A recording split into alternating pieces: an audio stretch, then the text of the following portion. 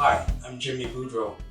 Sonor Canada asked if I would do another installment on my video series about a groove called the shuffle.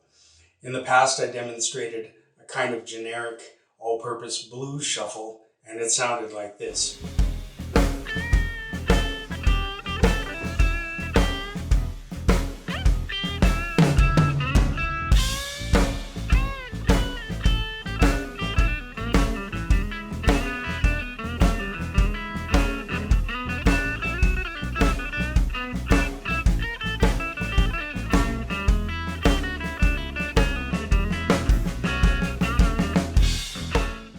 I have the honor to play with my friends in the Western Swing Authority. It's a Western swing band, and for those of you that don't know what Western swing is, it can be best described like a big band music but on country instruments like fiddle and pedal steel guitar, electric guitar. So just like in big band, the drummer has to set up shots and lines, and there's a lot of improvisation.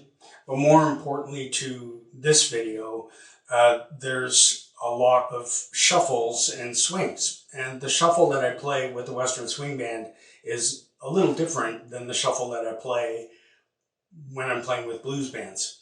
So this is what the country shuffle sounds like.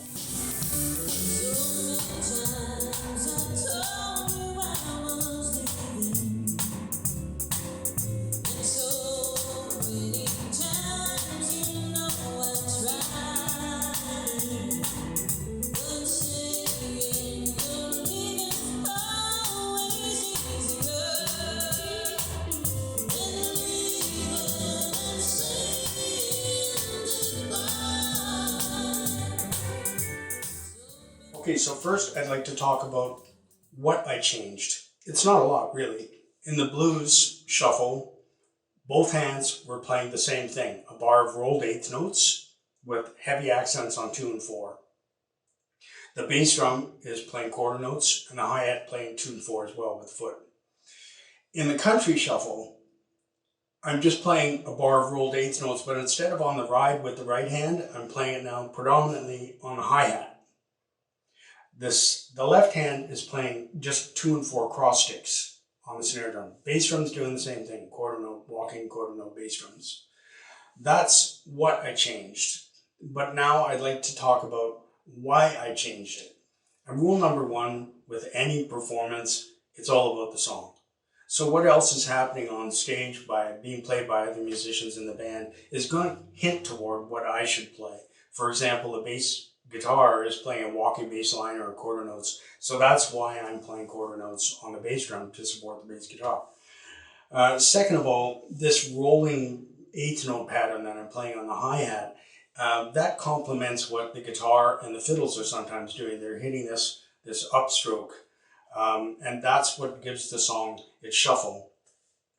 Also, the speed of the song is a little faster, and generally speaking, if I'm playing a faster song, I like to use less notes. I like to play less. It doesn't occupy as big an audio footprint in the song, and it leaves room for the other players to play. So the Western Swing Authority has released a live DVD called Live in Full Swing. It's available through Curve Records, our record company. I'm going to show a website address at the end of this video. If any of you would like to purchase the download or just buy an actual hard copy of the DVD, which they're available, we'd sure appreciate your support. And thank you to Sonor for allowing me to include this in this video. Lastly, in this video, I'd like to talk about this unprecedented lull that we're going through right now. Our industry's been shut down for 2 years, but I've been drumming for like 50 years, and I've been making a living doing it for about 40 of those years. There's been lulls in our industry before. There always will be. There's no reason for it. They just happen. You can't plan when they're going to happen. They just do. So all you can do is be prepared. You know, what do you do when there's a lull in the industry? Well, what I like to do is I like to stay involved mentally and through inspiration. You know, when I'm practicing, what do I do? And so I like to maintain my drums first of all. So I'll take my drums apart And I'll stay involved in drumming by making sure that when the lull is over, all my gear is operating. You know, I'm not going to break a head on my first gig back. I'm going to replace all the heads. I'm going to take everything apart and get rid of all the dust and grime and make sure there's oil on all of the tuning lugs. All of the screws on my cymbal stands are all lubricated, and the gear's not going to break down on my first gig back. And secondly, what I like to do is I'll inspire myself by actually buying a small piece of gear. You know, I'm not making money, so here I am talking about spending money. But be reasonable about it. You know, it can be a splash cymbal, or it could be a cowbell. It could be just trying out some new stick or brush. What I did this year is I bought a cymbal during the lockdown. I bought a cymbal and I bought a drum carpet. And I found those things inspiring. You know, you sit down behind the kit and you play your new piece of gear. It's fun. And the local music stores love it too, because they're hurting as well, right? So it keeps the economy going. It helps your local music store. It keeps you involved. So I hope this helps. I hope you learned something today. And stay safe and be kind to one another. Bye for now.